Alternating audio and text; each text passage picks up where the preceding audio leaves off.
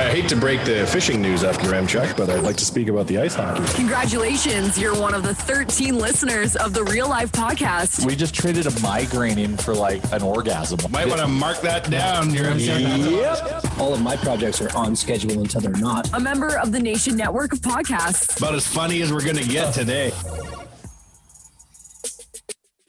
Episode 293 of the Real Life Podcast. Welcome. I'm Tyler Ramchuk, Bag Milk, Jay Chalmers. Everyone but Wanye is here. He's out being a dad today. This podcast is presented by the HGA Group, Next Generation of Business Services. They are here to help bring your business to the next level. When your business brings you challenges, they offer solutions. That's what HGA can do for you. All right. Speaking of big business moves, we finally got the announcement of what we were holding in for a while, Jay. Yeah, we finally got to share it. We've been sitting on that one for a couple of weeks. It's been in the works for a while, yeah. It's been in the works for probably, the minute he made that announcement that he was leaving TSN, we started talking. So that's probably, 6-7 weeks? Yeah, it was like right at the beginning of the playoffs where he left TSN. Because it was during round one of the playoffs, yeah. But that was, from the DailyFaceoff / Nation Network perspective, that was like the number one free agent suddenly hitting market, right? That was top of the board, top of the trade board, as Frank would probably say. Created a unique opportunity also. It's just like, it's not very often a guy like Frank Seravalli comes around, you know? Well, that's the whole thing, right? Like, it's the timing of everything was interesting. So we're working on, building out the whole kind of league-wide 360 NHL content play off of the back of Daily Faceoff. And this is something HGA is actually helping us build, which is awesome. And it was like Bag Milk and I have been constantly just like trying to build a content team list for DFO. And we just keep putting names down, like beating our heads about like, well, who are we going to approach? How are we going to approach them? Because we want to really build out a pro team of content. Well, then Frank becomes a free agent. So I immediately reach out to him because I wanted to talk to him anyways. And I just kind of sold him on the vision of what it is we're trying to do at Daily Faceoff, and wanted to kind of present the opportunity and kind of where we would see him play a role. And he really bought into it. He wants to, he's a talented guy. He wants to help be a part of something, help build something. And that's exactly the stage that we're at. And, strategically, I think if you're going to be building a hockey content team, working and partnering with the president of the Professional Hockey Writers Association is probably a very good strategic move, because, Frank knows everyone. He's a well-known name, and he's got great relationships with everyone. So it's very interesting kind of the level up that we've taken in our plan from when we were first kind of looking at what it was going to look like to what it's becoming now. And like a hard left, I'll tell you that much. Oh, hard left. I also want to shout out Business Dad, our partner, Chris Labossiere at Altitude Investments, because he called me too. And he's like, there's an opportunity here. We should go for it. So he really pushed us to go and make this happen, and supported that. And if we needed further support, he was there.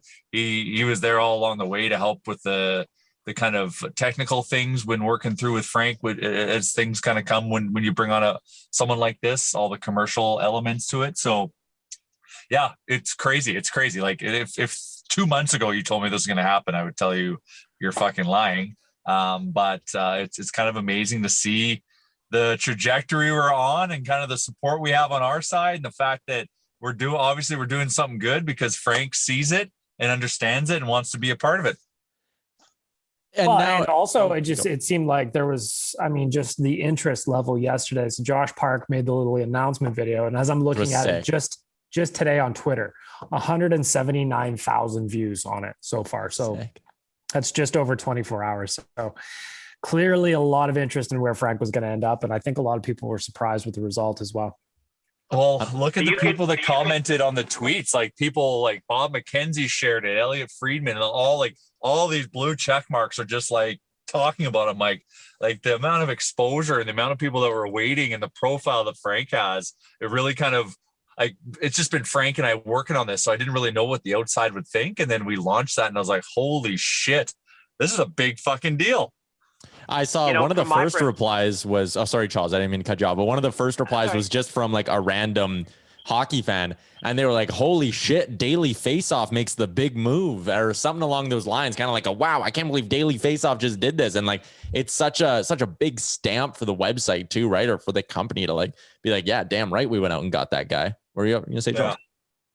Well, that's kind of my view as kind of the outsider here. When I first heard this, I kind of, there's a part of me that was like, well, did he know was this in the works before he left TSN? You wonder, but to know that he actually left TSN with no place to go and that you guys kind of almost won the stakes, it does say a lot for what you guys are doing, but it's also, so you definitely confirm that he was not, there was no preconceived notion of this before he left, eh? He wasn't being poached, but he knew he had other opportunities. So he was just gonna leave and bet on himself and go and explore those opportunities and see kind of what shoots out the other end. And which was the timing is insane. Well, even right now, like you see a lot of guys that are banking on themselves and going to smaller like media companies to build a brand with that media company and have stake in it, and not just thinking that the only place that they can work is, the big box media stores like the TSNs and the Sportsnets and the ESPNs and stuff. And, what's it going to provide is a lot more content and a lot more freedom, I think, for a lot of these guys. Oh, without question. Yeah. Well, and just like the context Frank had. So Frank was, before the announcement, he was kind of quietly going to NHL GMs. And letting him know kind of where he's going to be landing next and like where he's going to be working. And like, he was talking to, I don't know if I should mention names or not, but he was talking to one, we'll say an American GM, which makes it very vague, American team GM. But he was just like, and Frank heard this across the board, but like the one guy specifically, he's like, we use that site all the time. And they like gave us, and then like started telling us like, if you could actually build this for us, we would like buy it or subscribe it, or whatever. Like if you could build this tool for us, we would totally use it. And I bet you all the other teams would. And I was like, crazy. Okay. But like interesting to hear kind of like who uses it. Right. So here's another question for you then. And, I'm not a guy that sits there on my computer and looks, but I'm very interested to know what a lot of these sites are all about. So if you were to give somebody the elevator pitch at what Daily Faceoff is building, what would a guy go there to find, to look for? Is it a content site with a bunch of videos? Hockeyfights.com, it says it in the name what it is, right? Like we know. Yeah. Daily Faceoff, is that just literally daily lineups, everything to do with daily fantasy, letting know, who's trending upwards, who's trending downwards? Is that the kind of site that Daily Faceoff is? Well, that's the current state of Daily Faceoff. So Daily Faceoff, and the whole reason why we're going this direction is, doing team sites in all the markets is a big effort. It was a lot of work to get Oilers Nation where it is today, a lot of work to get Flames Nation where it is today, and so on and so forth. So we really wanted to create a 360 content strategy off of one site, and Daily Faceoff being that prime number one resource for fantasy and DFS hockey information, that already is speaking to a league-wide audience. So current state, Daily Faceoff is your number one tool to manage your fantasy and DFS rosters through the hockey season. So the elements that are, and we've sprinkled in a little bit of gambling because our partners Oddshark are great content creators. So we're using that to have DFS people and serve DFS people who like the sports bet with good betting content. But where DFO or Daily Faceoff is going to be going and what it's going to be is its mission and mandate is to be the all-encompassing number one hockey internet brand.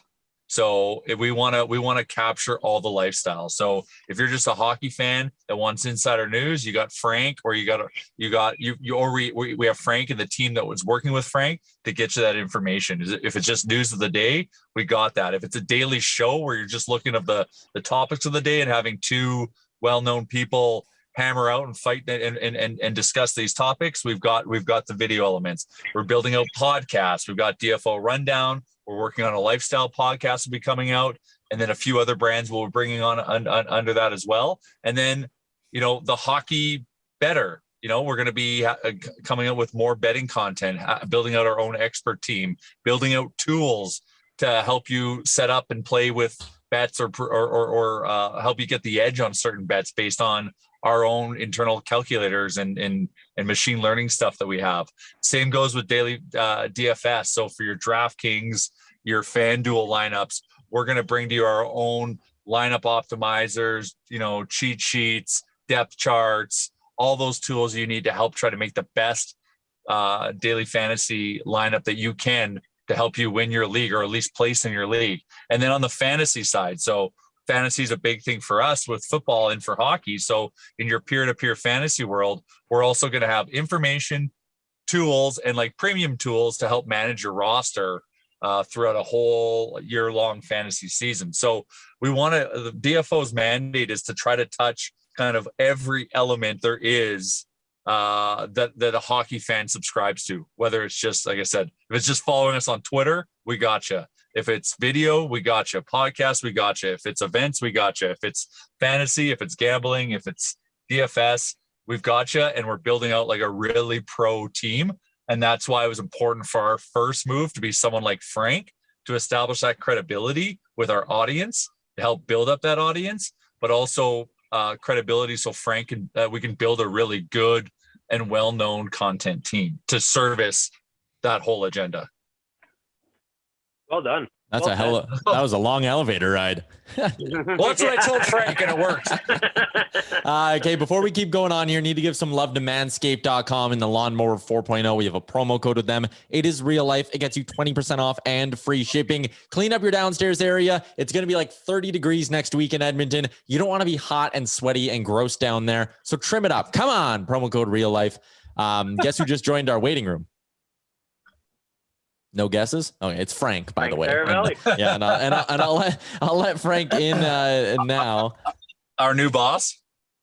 Well, I mean, we don't need to discuss, the order in which everyone is employed here. Frank Seravalli rocking a nice little golf shirt. You on the course here, Frankie? No, I'm not. I'm hanging out promoting Daily Faceoff. You are. Hey, you're running the media gauntlet. I just did the Winnipeg Sports Talk Hustler, and I think it was just another great example of how the hockey content world and space digitally is changing. Like you see Hustler leave a traditional outlet and heads to a digital media space, and they've found some awesome success there in Winnipeg, and we're looking forward to building something amazing at Daily Faceoff. Frank, first question for me, buddy. What'd your phone look like yesterday? It was actually dead in short order. Not to say I wasn't anticipating it, but I just didn't have the battery strength to get through the day. So needed a recharge at a certain point.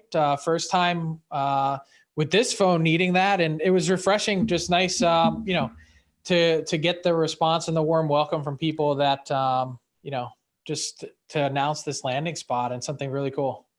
For me, my opening question would be, have you ever had a hype video made about yourself?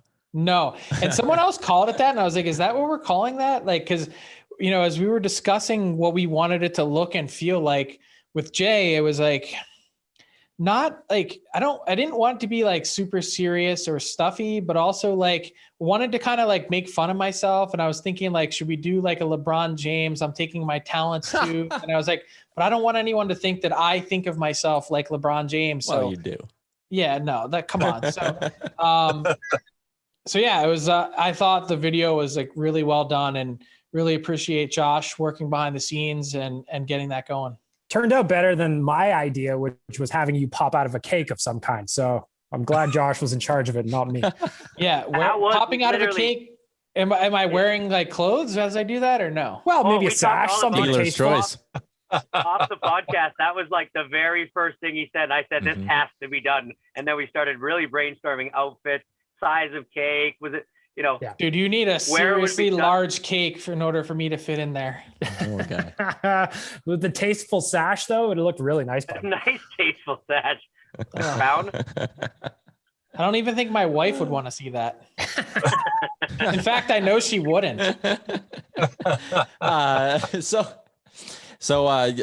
Okay, let's get serious again here. Explain your new role. Like what is it going to entail? Kind of what are you doing here? What's it going to look like? Yeah. So Daily Faceoff has been everyone's home. And it's funny because I was talking to a number of GMs, this week, as I was just saying, hey, I'm back in the mix. This is what I'm doing. They're like, hey, like they typed it in, like as I was on the phone with them, like I go to this page, like I go use Daily Faceoff. I cheat and look at their line combos. And I'm like, cheat? They're like, yeah, we should know that. It should be on like a board in my office. It's like, no, I get that's they have the most up-to-date line combos and info. So I use that page all the time. But to this point, it's sort of been in some ways a little bit faceless in terms of the content side of it, the reporting, the news, all that stuff has been so good behind the scenes. It's built up this massive viewership. And so to take that and then now add a lot of stuff to it, that storytelling ability, some streaming shows, podcasts, like we've got some really exciting plans in place to roll out on Daily Faceoff. And I'm excited to come in and not just bring what I do, but also to bring along people with me that people around the hockey world will know. We have some really exciting plans, and I'm just excited to build something, bring in some really talented people that I've gotten to know around the league, and it's going to be really fun. Frank, I just want to say thank you. You almost just said verbatim why I said you would come and join us. So you made me look really good. Yeah, we asked Jay for what was his elevator pitch for you, Frank, and he went on for 45 minutes about it. So I'm took the whole podcast up to this point. Yeah, no, and that's it. Like that's what I've made some awesome friendships around this league, and I've gotten to know almost everyone in this hockey media space, and to be able to like leverage those relationships and call people these last couple of weeks and say, hey, here's where I'm going, come with me, and they're like, oh. That's refreshing. That's new. That's interesting. And so it's going to be awesome. Was that part of the excitement for you is just, obviously we know you from TSN forever, but like just changing gears and going to a new space and doing something that was new and maybe outside of what you were used to? Yeah. And look, I truly believe this is where everything's heading. For the traditional media outfits, there are some pitfalls, and I want to use that term loosely. I'm not knocking anyone, but there's relationships that are in play between networks and either individual teams and or the league. So we're going to have, independent, refreshing coverage. I think that's one. And the other part is like, I think we can do it really well with the attention to, detail and focus on different consumers and the way that media has changed, not just in the last 5 years, but in the last year or two, mobile and the way people are watching and streaming and replaying and, podcasts, like everything's changing so rapidly. Like, I just think we can be, I know we can be a leader in that space. In the hockey world, there's lots of room for growth, and we want to be part of that. I use one for like my fantasy football, which I think you guys will become, but basically like to have the tools that can show, like you can help optimize your lineup for the weekend, like help see what your opponent's lineup's going to look like, and to just really give you like these cheat sheets. Yeah. There's nothing like that hockey, right? Like that is a huge avenue you guys are going down. I think it's going to be like really, really beneficial for people, because when you go into drafts, just to have that like reassurance and stuff, people are willing to pay top dollar for that stuff. So it's real exciting to get to go create something like that. And I think it'll be cool too, how it'll have that, and it'll have betting, and then it'll have Frank and a team of whoever out there giving you the latest breaking news. So like, no matter what kind of hockey fan you are, this should, in a sense, be the perfect website for you. If you just love reading takes and breaking news and all that shit, like we'll have you covered. If you like throwing down mad coin on games, we got it. If you like building up a perfect lineup because you're playing DraftKings, you're in a league with your buddies or whatever, like we'll have you covered. And that is kind of the point here, right, Frank? Yeah. And look, there's going to be tools that we haven't released or announced yet, especially on the fantasy and gambling side that, I think could really be a game changer. So that's going to be another really important space. And like all that stuff, what Daily Faceoff does so well, none of that's going anywhere. We're just adding all these other things to it that I think are really going to make it a destination. I always call it adding lanes onto the highway is really what it is. Any flavor for any person. That's what DFO is all going to be about. And that's we're trying to. Go ahead. No, we're trying to build that 16-lane superhighway that you've seen images of in China, but for hockey on the internet. Yeah, and the thing is, like, it's not going to take us 5 years of road work to do it. That's the beautiful thing about the digital space. Oh, easy, your Remchuk. We're well on our way. I'm just fucking around. So yeah, the DFO rundown is still going to exist. That's a podcast we've been doing for a while now. Also, we got a review on the DFO rundown. And Jay, I think you'll like this. The review, 5 stars, said, been listening since the beginning. Love it. Great podcast. A little too American centric for me, which I think is actually a compliment for the show because we were trying to build it as something that wasn't just like a Canadian hockey show. Anyways, unrelated. I just wanted to pass that on. That's great. I would wear that with a badge of honor. Yeah, that's what I said too. Wait, so how about this? So I said this to Jay the other night. I was typing my first story and I was like, are we typing in American English? Like, are all of our stories going to be American spellings or Canadian spellings, like CENTER or CENTRE? And he's like, that's a good question. I don't know how to answer that. And I was like, well, 25 of the 32 teams are American. I think we're going to go with the American spelling. Can I get away with that? Probably. I think Canadians are used to it. Yeah. I think you can do whatever the fuck you want, to be honest. If someone comments on one of your articles and goes, you forgot the U in rumor, you dick. Like, I think they'll get past it. I think we'll be okay. I think we'll survive. But I've been so deferential to I've been really mindful of that. Having worked in Canada for the last 6 years, everything I've ever done is like, make sure I don't stand out when I'm having a conversation. And that's like stand out in an ugly American way. Cause when I have a conversation with someone, I give them the temperature in Celsius instead of Fahrenheit or whatever it is to make sure that I don't stick out in the opposite way. That's interesting. Well, we'll still need you to quote Celsius because I still don't know how to wrap my head around Fahrenheit. But you're good with it though, Frank. Yeah, so it's 22 degrees here today and like perfectly comfortable. Although one of my favorite conversations with you off the air doing the DFO rundown is when it snowed one day in Edmonton and I was like, oh yeah, I have my car plugged in though, I'll be good. And you were like, so are there outlets at like every grocery store? The idea of plugging in the car was rather new to you. Totally blown away by that. Like, so if you were to go to an Oiler game, for instance, I know some of the parking is indoor, right? Is that true? And then only for media and shit. Okay, only for Bob Stauffer. Okay, yeah. But so if you go to the game, do you plug in if it's that cold? You wish you could. A lot of the surface parking wouldn't have that around the rink. You wish you could though. Did they have it at the old Rexall? No. What? No. Because there's also, Frank, part of the fun with parking at an Oilers game is like, I know, Jay, we've talked about it on this podcast. Everybody's got their own spot that you don't even want to talk about. So I have a spot that happens to have a plug-in where I could if I wanted, but I will never tell you in a million years where that's. No, you take that to your grave. That's how you know someone's a diehard Oilers fan, when they don't tell you their Rogers Place parking spot. Smart. But then how far away do you have to walk to get in? That's the secret. That's why you never say it. That's the tricky part. Yeah, but then like you might freeze on the way in. Not if you have enough beers. True. It's all about layering up here, Frank. Yeah. It's all about layering. That blows my mind. I could always order, if I wanted to order a pickup truck, for instance, I could get the engine block. I'm like, I would never need this. Why would I order that included? Live that spoiled Philly lifestyle. We get like maybe 10 to 15 days a year under 32, under freezing. So below 0 for you guys. That's it. So like outdoor rinks and all that, like non-existent? Can't do it. I've wanted to put an outdoor rink in my backyard forever. I could use it like 5 to 7 days a year.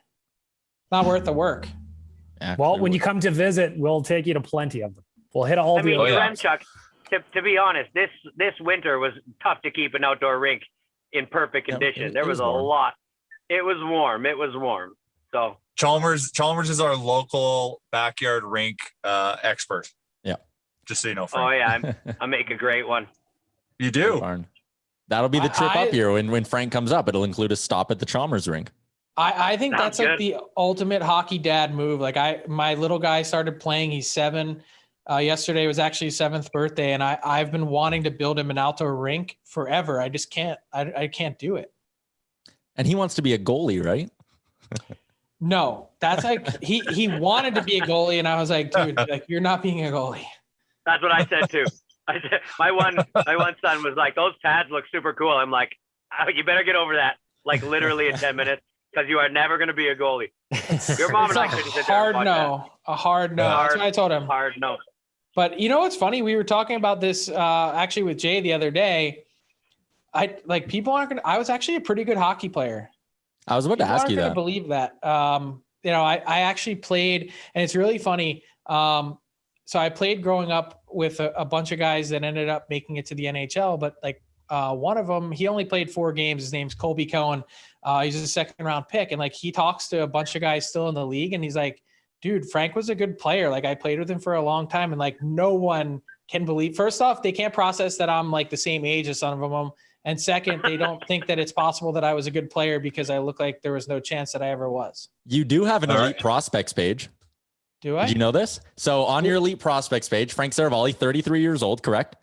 Your status is retired, and the only stats you have are from the Gladiators Legion U13 AAA League, where you played 17 games, didn't put up a point. 2 penalty minutes. Maybe they just didn't update the accuracy of these stats. Yeah. Okay. Yeah. What would have been the scouting report on a young Frank Seravalli? Really good skater, defenseman, not a big point getter, but involved in the play. Not stay at home, but like give us an NHL comparable. A menace in the corners. Like a Josh Morrissey. Okay. It's like you could quarterback PP1, but like there were probably better options. Yeah. Better options, but also like I played a lot of minutes. Yeah. Solid Frank, top 4 guy. No, right. we often sometimes we have to put a nation hockey team into things, and sometimes we play in those mountain pond hockey tournaments. Yeah. So dude, I would be all over that. And I said to Dustin Nielsen at one point, I was like, I want to play in the world's longest game at some point. Like I want in next time they do it. We can make that happen. I would never want to do that. Everyone says that. I know. Buddy, you live somewhere where it's only below 0 10 days of the year. I don't know if you want to play hockey in minus 30. I want to try it. I love it. Maybe that's not my introduction though. Maybe I should just. No. Well, we get Chalmers rink first for an hour or 2, and then we'll get you into the 11-day outdoor game. Dude, I am so in. We got to get a nation team together, and you know, I had been saying this for years while I was working at TSN. I was like, we need to get a team together and play against Sportsnet and do it for charity. Like that would be amazing. We got to get a Nation Network team together, and we'll take on all comers in the media world. Now that you say that, I would pay pretty much anything to watch guys on Sportsnet and on TSN and guys on TSN and guys on Sportsnet and girls go head to head in a hockey game. That would be awesome. But there's former pros, right? So that would drastically skew things. Like, whoa. Listen, we can recruit. We can recruit some pros. People on this call. We have Nation Network contributor Jason Strudwick. We have Godfather of Oilers Nation Ryan Smith. That I guarantee you, if we invite him, he would be there.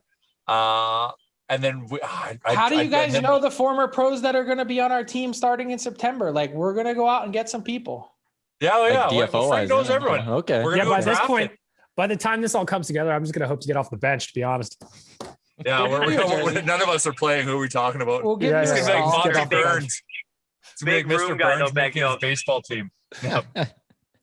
Guy, but it was good room DJ. Always a good room DJ.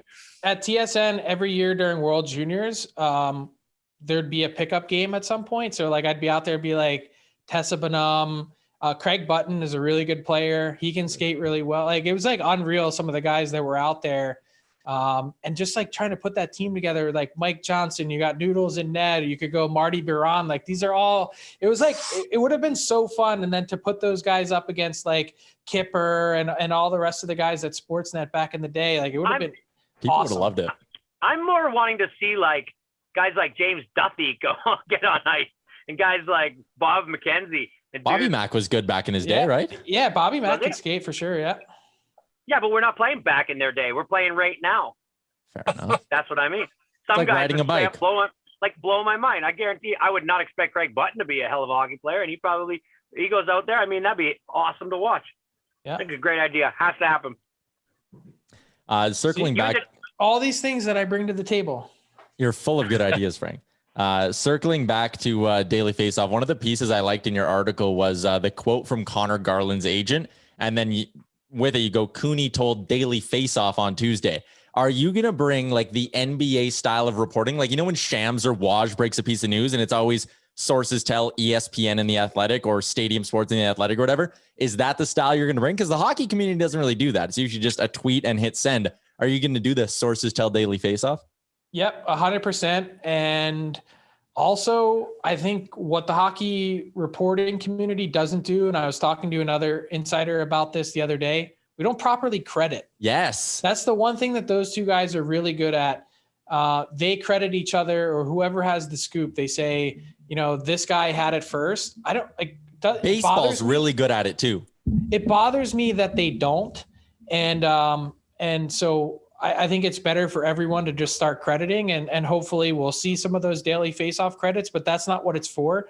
Yeah, you know what? Going back to that Connor Garland thing, it almost never happens that way, because I'm, you know, as I'm making my calls around the league, you know, I'm talking to various people, and I just have the way that I operate with them. Like, the way I'm talking to you is all totally off the record, unless I tell you, hey, I'd like a quote from you, or hey, I'd like to do something with this. And I almost never say it unless I, schedule the call going in saying, hey, I'm working on a story, need some quotes from you, hoping you can talk on the record. It's all off the record. But Connor Garland's agent was like, and you can quote me. And I was like, huh? And he's like, no, he's like, make sure you quote me. And I was like, that is them sending a message to the Arizona Coyotes. Old. So awesome. Crazy. Because your first post yesterday, Frank, like I texted you yesterday, it broke the website. It was pretty amazing, actually. It really was. I think that's the first time that's ever happened for me. The people were excited, man. Like, I don't know if you've looked at the numbers on the announcement tweet that you posted, but we're pushing hundreds of thousands of views on that video. People are excited about it. That's because Josh did a really good job. Imagine where we could have been with the cake, though. Imagine. I don't really want to imagine. Never let it go. I've got great ideas. Also, you're going to be a bit more of a regular around the nation as well, right? Joining some podcasts and all that. People can expect to hear a lot more from you and see a lot more on you on all the properties.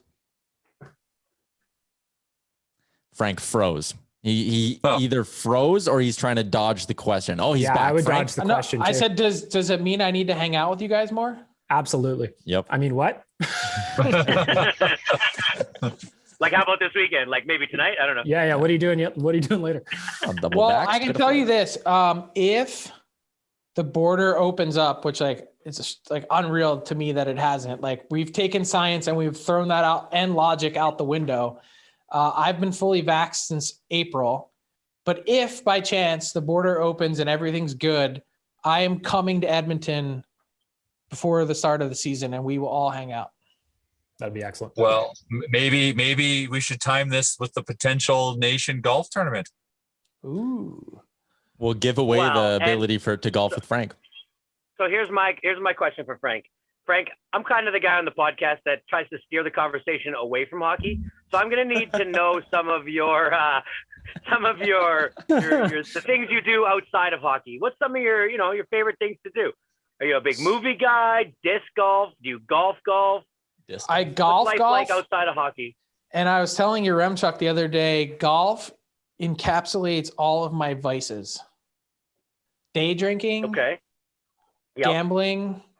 And some form of light physical activity. Yeah, that's what I was gonna say. Like something like vaguely healthy is kind of what I'm after. So yeah, I mean, I walk for 9 holes, and then I take a cart. Okay, I can make it through all 18, and I do walk generally. Really? I just don't like it. But yeah, that's what I'm into. Like, that's my hobby. I'm a golf addict. I'm obsessed. So yeah. What kind of player is Frank Seravalli? I am a mid 80s kind of player. Very nice. Very strong off the tee box, or is it your short game that does it for you? So I hit it far, but it's not always accurate. So I'm more of like, I'm not like Bryson DeChambeau, like smash it, go find it, and then like scurry around. I am pretty good around the greens, and all my wedges are pretty good. So like I'd say like 75 and in, I'm pretty decent. Soft hands. Yeah. Yeah, that's solid. Chalmers, you got any more questions about his personal life, or can we keep going? I have a question for Chalmers. Why do you have so many garage door openers? That's so funny you asked that. We've asked that a bunch of times. Okay, so Frank, my personal life is not as a twice a week podcaster. I have a business that I own and run, and it is a house building business. And I do renovations also. So each one of these garage door openers represents a house or a renovation that I am doing right now. So how do you keep them all straight? Trial and error. Do you just go there and you're like, oh, not that one. Oh. So if you can tell, there's only two that are the exact same. So I don't know. They're pretty easy to keep straight. I think a label maker would help a little better, but I can keep them pretty straight. So it's my easy access in, because I lose keys too much. That's my thing. I always need to take the garage door opener. Keys are not my friend. So Jay, do you have to be in your truck in order to join the pod, or what? Well, no. I'm running errands today. Are you talking to me or are you talking to Chalmers? I'm talking to you, Jay. Oh yeah. Well, Chalmers on brand, always in his truck. Today I'm running some errands, so today I'm in my truck. Normally I've got the microphone and I've upped my audio game in the office, but today I'm running around. Are you in the Nation truck? Yeah, you bet. Check out I got the seat. Oh, what is going on here? This is great podcast seats. Yeah. Orange and blue leather seats. Sherwood Ford did us a good job here. That's awesome. Those are really cool. Yeah. You want to get a Frank Seravalli DFO truck? I actually, it's funny because I was talking to someone else that does a pod, and they both recently got cars, and I was like, how can we find a way to make this work? It's not a truck. DFO rundown with Frank Seravalli, and that's not a truck. That's a nice, sleek sports car. Oh hell yeah. No, dude, I'll tell you this. I did put in a pre-order for the new F-150 Lightning. Ooh, really? Ooh. Look at you go, Frank. What are your thoughts on that? The all-electric F-150. Electric is the future. Yeah, so nice. Yeah. I'm big for F-150 guy. That's all I've ever owned. I saw it on TikTok, actually, is the first place I saw it. That's, you know what? I need to download TikTok, and like one thing I want to explore, and I've talked to Jay about this, we need to start looking into some clubhouse activities as well for DFO. Do you want to be in mine and Bag Milk's TikTok group chat? We send each other our favorite TikToks. That's real good. Yeah, it's great content. Yeah, no, you don't. Prepare to Frank lose probably your doesn't know it. Frank. We've already got Frank all over TikTok. He doesn't even know it yet, but we're on a mission to make you a TikTok star, Frank. As long as there are no cakes involved, I'm good. Damn it. We could start a trend.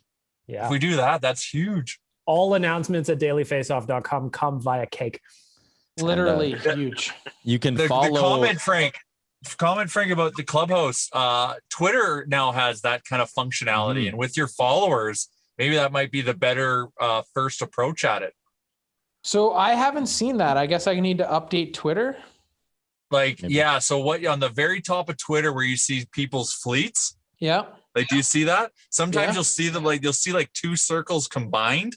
Yeah. Like they've kind of they're touching. That's like an active conversation that people can jump in and listen to. And so I thought that was more like along the lines of Instagram Live. But isn't that what Clubhouse also is? No, it's just audio. It's just audio. Oh. And I kind of like that it's just audio, because if I'm just chilling in my boxers and sitting on the couch watching a game, I don't want to be on camera. But that Twitter one is just audio too. That's their retort to Clubhouse. To be fair, we're all waist up right now, Frank. So I mean, who's gonna know? Yeah, I haven't worn pants in a year and a half, Frank. So exactly, you're among friends here. That's why they call you Bag to Milk. That's right, buddy. That is why. Okay, quickly here because we're going long with Frank Seravalli. Got to give some love to twigandberries.ca. That promo code Nation15 gets you 15% off on their store online, twigandberries.ca. Also, I drove past that fancy new in-person store in St. Albert it's by Endeavor Brewing in the casino. If you need some landmarks to help you find it, Twig and Berries, check them out. Promo code Nation15. Frank, can I ask you, can we do like a little hockey talk now? Because you guys know I'm itching to get this thing back on the rails. Why do we have to do hockey talk? This is what he does. Exactly. We'll have a conversation about literally anything, and Tyler always ruins it. That's why it's called the Real Life Podcast. Exactly. That Frank Seravalli gets it. Nobody else gets it. He gets it. Let's talk about Suns and four guys showing up at the Phoenix Suns arena and going crazy. And then, did you see the video of the guy who got beat down and his side of the story? Oh yeah. What a loser. What was his side of the story? I didn't see it. Basically, that he got scratched, that he didn't really get beat down, that he actually landed a few good ones. He ran up the stairs covering his face. I saw the video, bro. You didn't land a few good ones. No, you didn't. Dude, he did not land a few good ones. But I swear, if Phoenix Suns win the finals, he will that guy. He'll get a statue straight up. Oh, he'll get a ring. Yeah. Can you imagine the life that guy's living right now? Like, holy shit! Like, he's a legend there. Have you seen this guy, Frank? You know what we're talking about. Yeah, but can you imagine that all this happened and it wasn't in Philly? I thought bad things at sporting events can only happen here. Yeah, no kidding. You got on the Sixers bandwagon, right, Frank? It was actually through my son. He's like I said, he's 7. Yesterday was his birthday, and he had got into the Sixers watching their playoff games, and so I took him to 3 games in the second round, and it was like he became obsessed. And, he came home after they lost game 7, again, up, and just one of the biggest choke jobs again. Does he have an explanation for why a professional athlete is scared to score a basket? He doesn't, but he said to me, he's like, Dad, he got up the next day. He's like, I'm still mad. He actually cried on the way home. And it was kind of his first real introduction to like really liking a sports team and then them losing. And I was like, dude, sports. It only gets worse. Break your heart, man. It'll break your heart. How old is Frank? 7. Oh, beautiful. That's a good age for them to get. How did you get him into that? Was it just like basketball cards? I found to get my sons into hockey, I had to buy them a lot of hockey cards, and then they started watching it, and like they were already playing. But what was it with you? That's interesting. So my guy, he plays hockey, but I think having taken him to a few Flyers games, it moves too fast for him, and even on TV, like he watches, but he's not like intent on the action because I just think it's too fast. And so we went to the Sixers game. He was watching a couple of the playoff games. He asked to go, and I took him to a game with a buddy. And it was the first time he could actually like follow all the action and get it and see it. So just as like a parent, it was kind of an amazing experience to see your kid get it for the first time and like kind of understand. And it was the playoffs and, post pandemic here. So it was the first full arena game with fans and no masks. And like, he loved it. And so that was kind of it was like a light bulb went off. And I'm hoping that same thing can kind of apply and transfer to hockey now.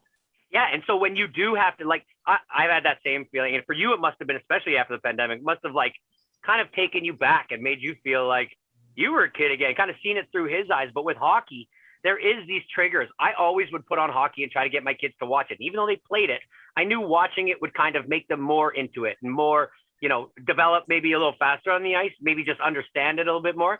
But it was literally just going and buying them hockey cards. That's and then all of a sudden, they got to know the players. They knew like every player and every player's number. And then that translated to them wanting to see these players on the ice.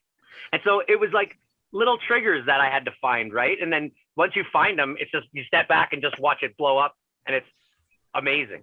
Yeah, and so it's funny you said that because my son couldn't name what we watch a lot of games together. He likes the teams, he knows all the logos and where they're from. He doesn't know one single, like he doesn't know Connor McDavid, doesn't know a single player. But with basketball, I took him to the game and he's like, oh, that guy 21, he's pretty good. Like he keeps scoring all the points. And so then like I got him a Joel Embiid jersey and he like all of a sudden like nice. Embiid, like he loves him and like he gets it now, which I know that sounds really stupid to say, but when your kid, it like clicks for the first time, it's like, you're like, this is awesome. Yeah. You just have to sit back and watch it and enjoy. Jay, it sounds like we need to get a young Seravalli a McDavid jersey. Yeah, we need to start the brainwashing very quickly. Frank, also, you want more nation gear, right, Frank? Yeah, what's up? I need more Nation gear, and also I hate to share this with you guys, but wood jerseys. My son asked me for a Leaf jersey of all the ones that were like. I was like, hey, like there's the Oilers. Like, no, sorry, I want the Leafs. What the hell is that? Just a cardboard cutout of a Leaf jersey? So this is do you not know what wood jerseys is? Dude, these are awesome, Chris. You need one of these for your fan cave. They're like the attention to detail on these things, like it is amazing. I'm not sure if you can see it.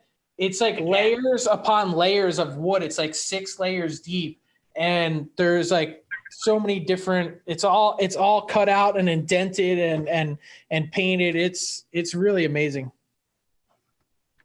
That is wicked. Look at that cross promotion from the rundown. Yeah. Good work. Yeah, that was great. Chalmers, you admire good woodwork. Yeah. I love good woodwork. Nobody admires good woodwork more than I do. So yeah, you'll have to tell me that one again. What was the website? Woodjerseys.com. And I don't know if it's still active, but we did have a promo code, $15 off, DFO Dad 15, if I'm not mistaken, was the promo code. Look at that memory on Frank Seravalli, remembering all the promo codes. Pro here, Tyler. Yeah.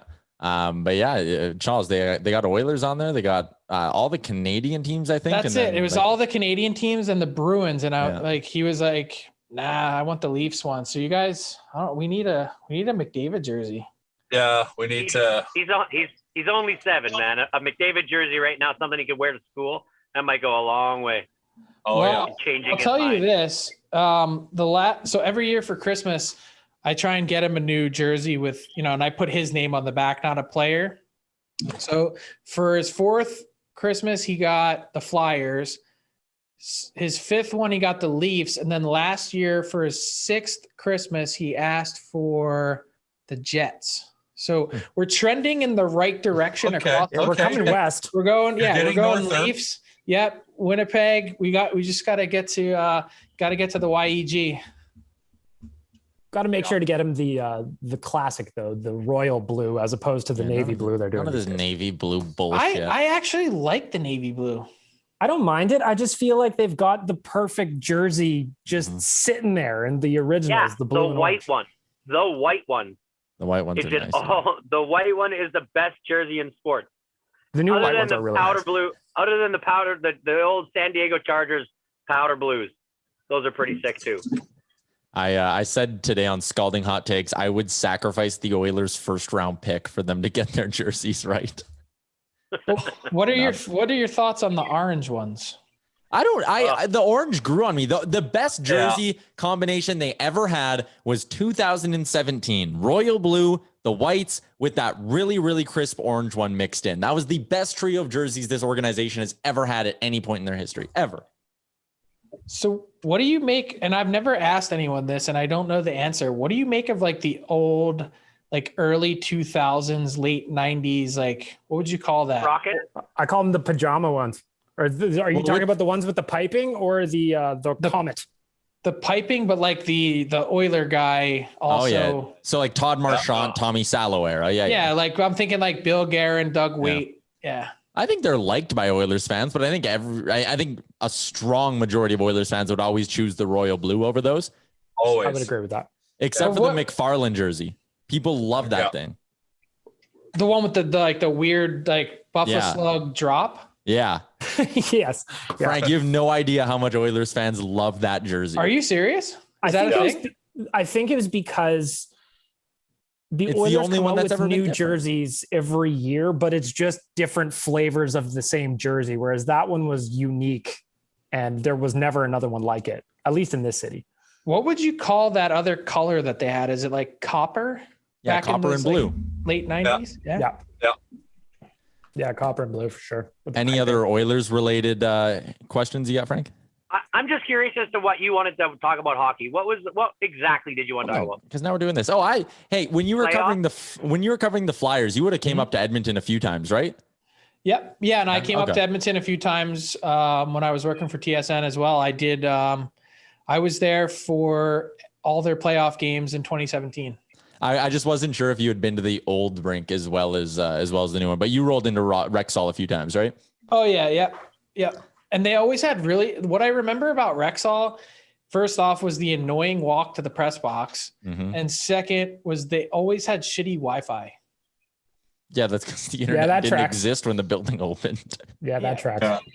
They had this room for visiting writers to like finish their stuff, and it was literally like a closet. And you had the only bathroom was like on the concourse with the fans, right? I think there was one in the media room downstairs. In the media meal room there. Yeah. Yeah, that's fair. If you had to rank them just based on the arena itself, like forget the nightlife or what's around them and all that, which building would be at the top of your list and which building would be at the bottom of your list for arenas around the league? Are we talking atmosphere or like actual just like building and amenities? We can do a little bit of a combination of both, I think, like building and amenities combined a little bit with atmosphere. Okay. You're excited to go there. You're excited to go there and watch the game. Vegas. Dude, well, yeah. Vegas is, and it's not even the nightlife. Like that building pumps. Like it's really good. Which team needs a new rink the most? And don't say Phoenix, because we all know Phoenix is whatever. Calgary. Yeah, but Calgary's getting one, so I don't have them on the list. I actually kind of like the Saddle Dome. It's kind of got like a little. What's cool about the dome is that the majority of the seats are in the lower bowl. It feels like so more people are close to the action. Unless you take that long walk up to the old press level where we sit when we go down to Calgary. That is, you need Sherpas to get up there. Yeah, I like that press box too. We call it the dangling press box of doom because like anytime something like you walk and it like shakes and I don't know, you always feel like you're not safe there. I remember it hangs over the bench. So like when you want to see a player come off the ice, you literally have to get out of your seat and like stick your head over the thing to see if that player is actually on the bench or not. What about a rink like I was watching the game last night, Frank? What about out on the Long Island? Because it just seems like that vibe in there is amazing. Like Islanders fans were having so much fun last night. That thing is jealous. A toilet. It is a toilet. Like seriously, it makes the old Rexall look like a modern arena. And it's awful. Like, and I haven't been there in the last couple of years. Like they've been trying to get rid of that place forever. It's in the middle of like, it's in a parking lot essentially. And there's nothing around it for like hundreds and hundreds of yards. There's like a crappy old hotel across the parking lot. And that's it. Like everything else is just a highway. And inside it's terrible. There's actually one concourse for both levels. Like it's one of those things where you get to like an entrance to go into the bowl. And it's like, there's a stairs up to go to the upper bowl and stairs down to go to the lower bowl. Like that's it. There's one concourse and it's cramped. It is like a cockroach though. Intermission bathroom, you know? But they can't get rid of it. Like you said, like I feel like for the last decade, it's been like, oh, tonight's probably the last game at the Coliseum. Then like the next year, they're fucking back at the Coliseum somehow. Yeah, but their new one's almost finished being built and it's apparently amazing. They actually, with this playoff run, they sold out their season tickets for the first time in like decades. And their suites are almost sold. Like the building's almost completely sold out and it's new and nice and apparently awesome. But to answer your previous question about other arenas, I mean, obviously Montreal is pretty close to the top of the list. Yeah. And like the atmosphere when that place is going on a Saturday night is really good. And I really like the arena in Pittsburgh, like not so much the vibe, but it's actually an awesome arena to see a game in. Like constructed well and all that shit. Yeah, like perfectly constructed for hockey. It's one of those places where like it's built into the ground and it's like, so you walk in and you kind of like go down to the lower bowl or you can go up to the upper bowl. So it's just like, it's well built and it's downtown. It's kind of near everything. It's nice. Just since we're talking hockey, obviously 4 teams left. Which series is more surprising to you? When Montreal went to Vegas in game 1 and the way it did, I thought it was going to be a walkthrough for the Golden Knights and Montreal just won't die. Which of those two is kind of more surprising to you? It's definitely Montreal. The Islanders, like, you can't get rid of them. Speaking of just don't die, like the the Islanders, they don't make mistakes. They're never in a hole. Even last night, they're down 2-0. Their season's on the line. They find a way to claw back into it. And now Kucherov is out. I think they're actually, if he doesn't play game 7, I think the Islanders are in the driver's seat to win the series and go to the Cup final. But Montreal, like Vegas, it's not so much what Montreal has done. It's like what Vegas hasn't done, because it's been more of the same for Montreal. But Vegas, they beat Minnesota in 7 games. Then they slay the President's Trophy winner and maybe the best team in the league in Colorado and do it pretty handily. And then now you're going to let that slip and lose to Montreal. And that's not knocking Montreal. I just think that they're, it's not even about what they did in the regular season, finishing 18th. It's not about a team getting hot. It's just that I don't know that they're that good. And that's not a shot. It's just like, I don't know that they are. So every year, like we always hear, it's a copycat league. That's kind of the cliche that gets thrown around. And, when LA was winning, everyone wanted to get big and tough and all that. And then it was, Washington, St. Louis winning. If one of the Islanders or Habs win, what's the takeaway from other GMs? Like, is there a template with either of those teams that other organizations can learn from? I think the template would just be depth. I think you look at Montreal, for instance, and it's like, acquire as many top 4 defensemen as you can. Those guys are all kind of interchangeable parts. And with all due respect to Shea Weber, I don't think any one of those guys is any better than any of the other ones. And so they can all be used in terms of equal minutes and things like that. And they pare down their bench really well, cutting back their third pair to 9, 10, 11 minutes. And then kind of that, the Islanders defense core doesn't get heralded as much, but I think they're just as good. You see a player like Devon Taves get peeled off and goes to Colorado, and everyone's like, man, this guy's a revelation. Where's he been? But he's really good and has been for a long time on the island. And then you see Pelech and Pulak, as well as they've played.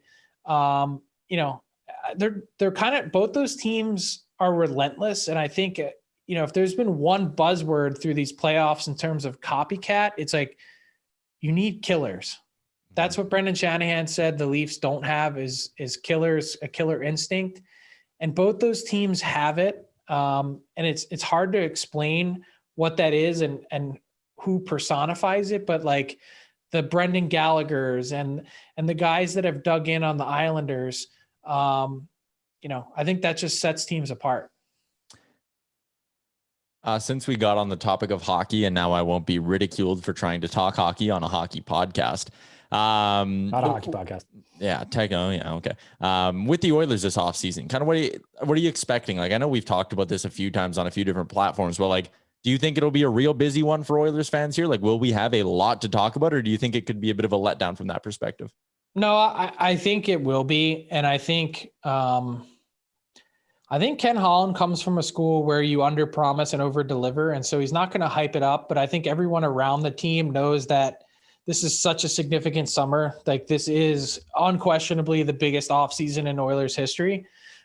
This team needs to take a step forward. I think everyone's remained patient to this point. There's a reason why you didn't see McDavid and Draisaitl come out after the playoffs ended the way they did and speak up or show any sort of frustration. This has been a steady build under Ken Holland to kind of get to this exact moment in time. And yeah, I do think it's going to be a big off season, and there's going to be lots of activity. And I think, part of it is getting your own business done with some of the guys that you have. And part of it is also you need to make some trades. You need to make a buyout here or there. You need to sign a free agent here or there. There's going to be all facets of this summer involved in terms of what the Oilers are doing. Re-signing Ryan Nugent-Hopkins. Frank, I said I wasn't going to ask you, but clearly there's. I was actually going to stop myself and just say, do you guys just want to ask the Nuge question now, or should I just say it, or what? It's very on brand for me, Frank. So this is I don't have any reporting involved. I think these two sides have remained in constant conversation, and I know that they're still talking and trying to get something done and trying to find common ground. this is not like, I'm not putting on the hot take mitt when I ask this question. Are the Oilers, honestly, are they better off not having Nuge? Take that back.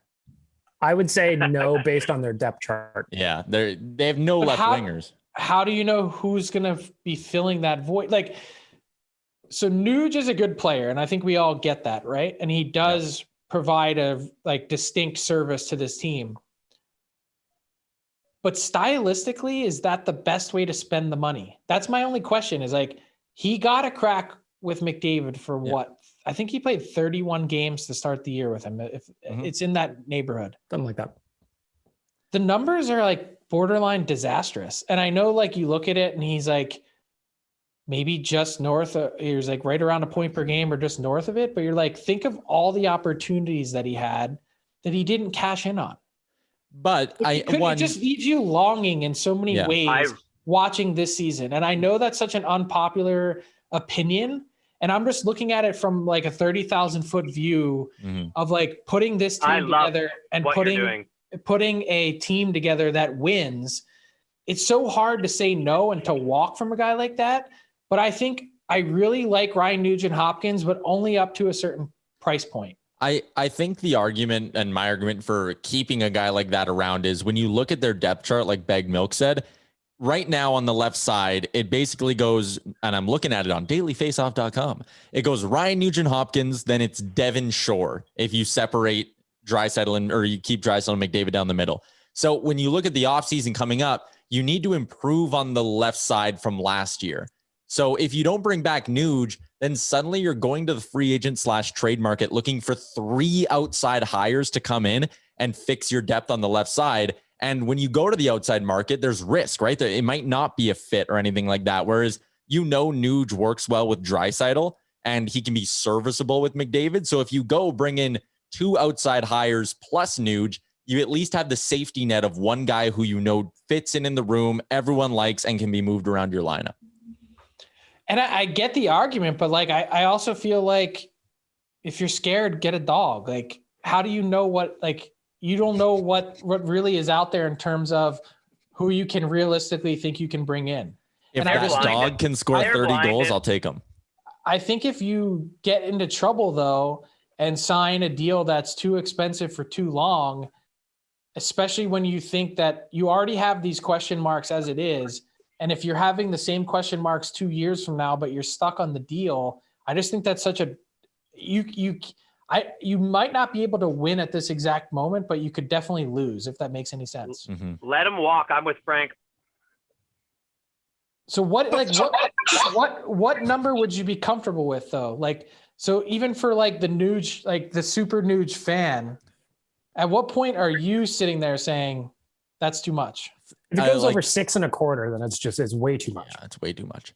I think the $30 million number that got thrown out is kind of where I would draw the line. Like, either it's got to be 5x6 or 6x5, one of those two. Either you're sacrificing term to get the AAV down, or it's the flip flop. I think that's where I could probably see the Oilers drawing a line there, is like, that's kind of what you're worth. And they do kind of have to pay him as a left winger as well, right? Like, you can't.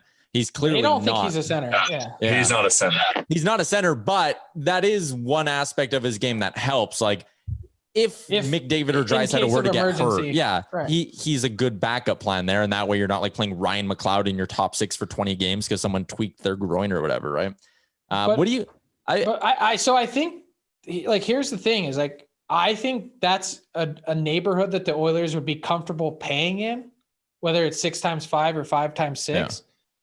I think one of the last offers that was made before the deadline was like, and you can't quote me on this because I'm not 100% sure that it's accurate, but I think it was 5 times, somewhere between 5.25 and 5.5.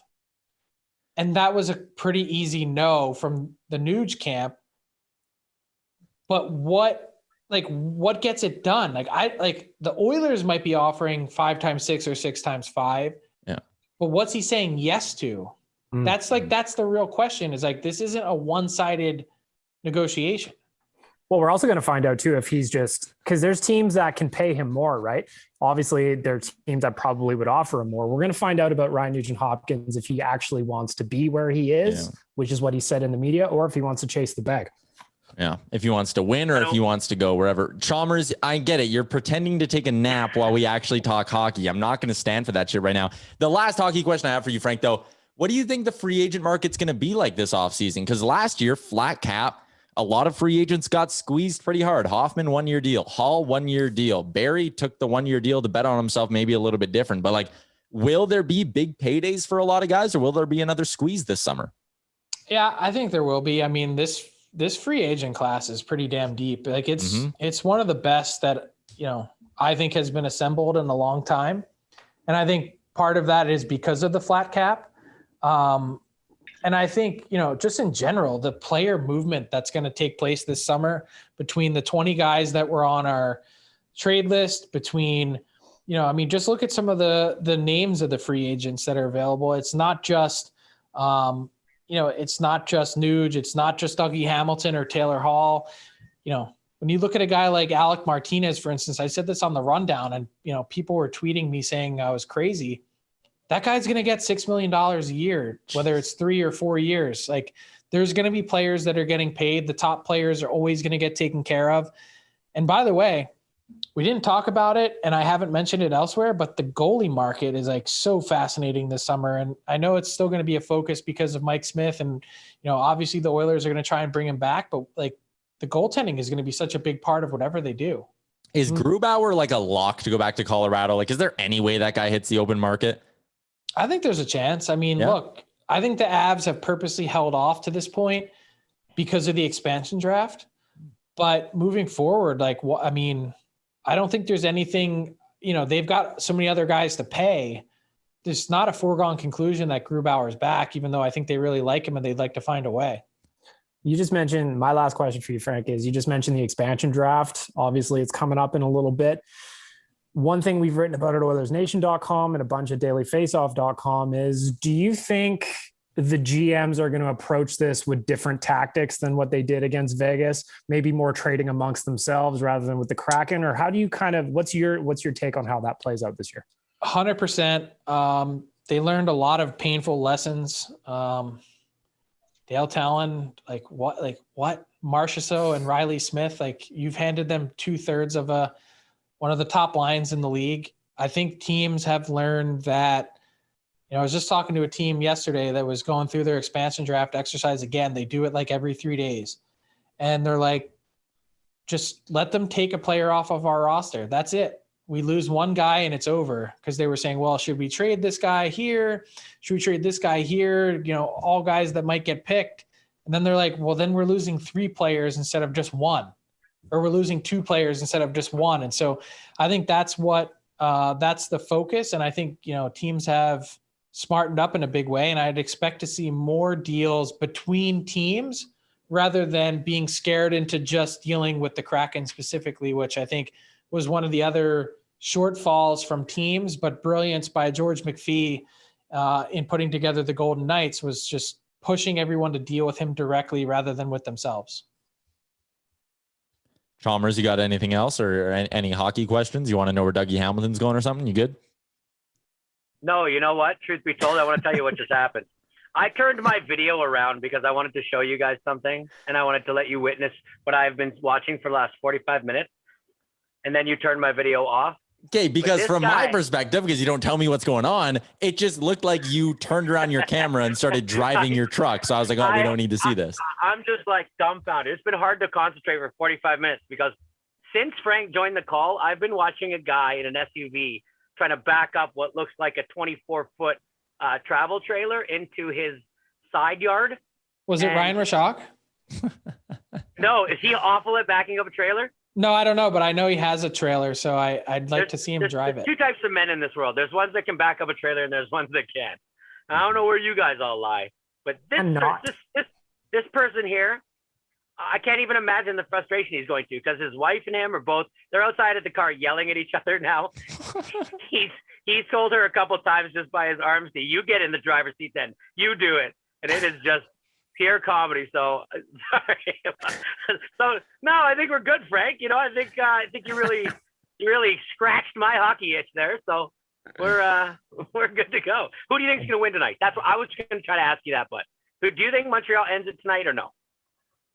I don't. I think Robin Leonard comes in again, and 2 Game 7s to go to the Cup final. And then they have to go back to Leonard in 7 then, right? I would think so.